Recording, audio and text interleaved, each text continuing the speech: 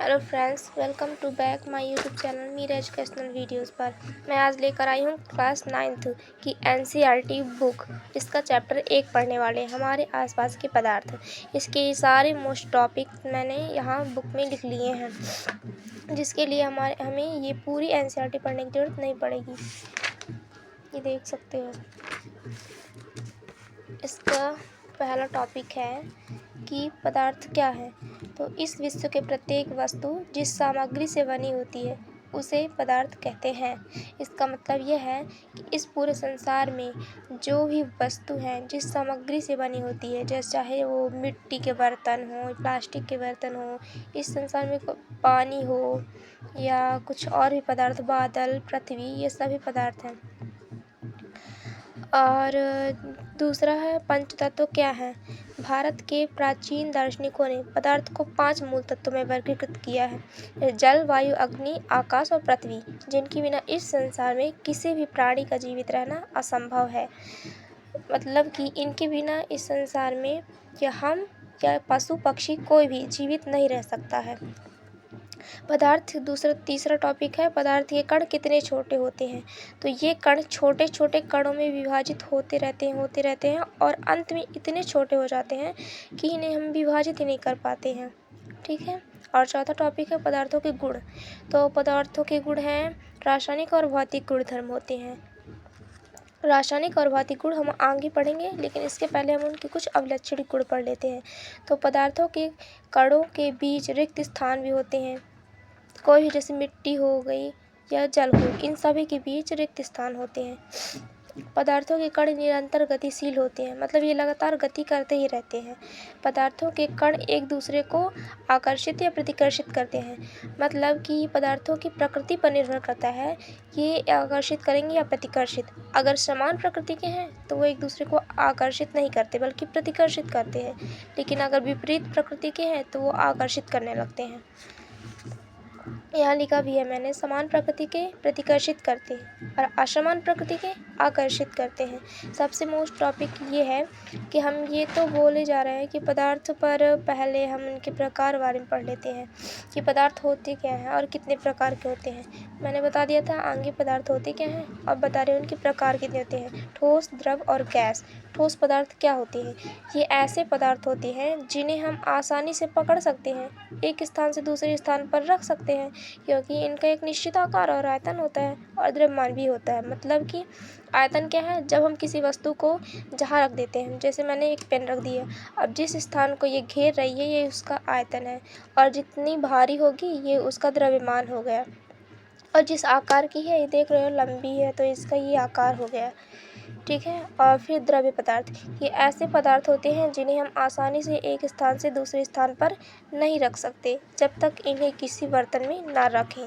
जैसे कि पानी हो गया, हम जब तक इसे किसी बर्तन में ना रखें हम उसे एक स्थान से दूसरे स्थान पर नहीं रख सकते, क्योंकि वो एक मुलायम पदार्थ होता है, द्रव पदार्थ है, जिसे हम पकड़ कर ऐसे ही हाथ में पकड़ कर दूसरे स्थान पर नहीं रख सकते। लेकिन ठोस पदार्थ जो हैं, जैसे कि एक पेन, ये ठोस पदार्थ है, इसे हम एक स्थान से दूसरे स्थान पर रख सकते हैं।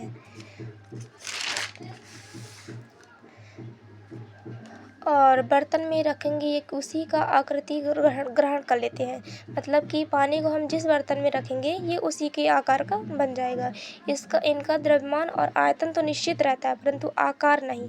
मतलब कि जिस बर्तन में रखेंगे उसका आकार ले लेंगे, लेकिन इनका द्रव्यमान यानी कितने भारी है उसका निश्चित रहता है और आयतन भी निश्चित रहता है। उदाहरण के लिए पानी, गैसीय पदार्थ, ये ऐसे पदार्थ हैं जिन्हें खुला छोड़ देने पर इनका कोई आकार नहीं होता, परंतु बर्तन में पैक कर देने पर इसका आकार धारण कर लेते हैं। अतः इनका भी आयतन और द्रव्यमान निश्चित होता है। मतलब कि जैसे उदाहरण के लिए गैस सिलेंडर में भरी हुई एलपीजी गैस, इसे गैस सिलेंडर में भर देते हैं इसी का आकार ले लेता है, लेकिन ये तो निश्चित रहता है कि कितने किलो है। जैसे बोलते हैं नहीं 3 किलो गैस है, ये 4 किलो गैस है। फिर हम देखते हैं तापमान परिवर्तन का प्रभाव ठोसों में कैसे होता है।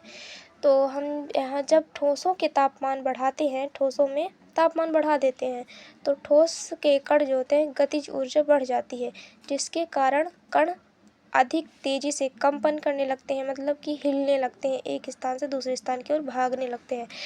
और स्थान को छोड़कर स्वतंत्र होकर गति करने लगते हैं। मतलब कि अधिक ऊर्जा के कारण ये अपने नियत स्थान को छोड़ देते हैं और एक स्थान से दूसरे स्थान पर हिलने लगते हैं और अधिक तेजी से गति करने लगते हैं। इसी कारण जब ठोस पिघलकर द्रव अवस्था में परिवर्तित हो जाता है तो जिस न्यूनतम तापमान में ठोस पिघलकर द्रव बन जाता है उसे उसका गलनांक कहते हैं। ये तुम लोगों के में सबसे मोस्ट टॉपिक होता है कि गलनांक और क्वथनांक क्या होता है। आगे हम क्वथनांक भी पढ़ने वाले हैं, लेकिन पहले ये देख लो कि जिस न्यूनतम तापमान में ठोस पिघलकर द्रव बन जाता है उसे उसका गलनांक कहते हैं।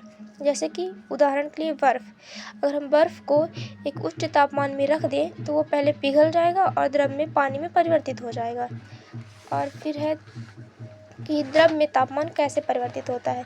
तो अगर जब हम द्रव जैसे कि जल को ऊष्मीय ऊर्जा देते हैं यानी गर्म करते हैं तो कण जो होते हैं अधिक तेज़ी से गति करते हैं। एक अवस्था ऐसी भी आती है जब द्रव के कण अधिक तेज़ी से गति करके गैस में परिवर्तित हो जाते हैं। यानी कि जब हम द्रव को अधिक ऊर्जा देते हैं तो वह तेज़ी से उबलने लगता है और जिस नियत ताप पर वह उबलने लगता है उसी को उसका क्वथनांक कहते हैं। ये भी हो गए क्वथनांक और गलनांक।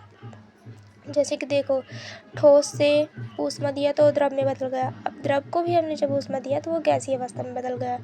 और जब हमारे ये क्वेश्चन है एनसीईआरटी के, निम्नलिखित तापमान के सेल्सियस में बदलिए।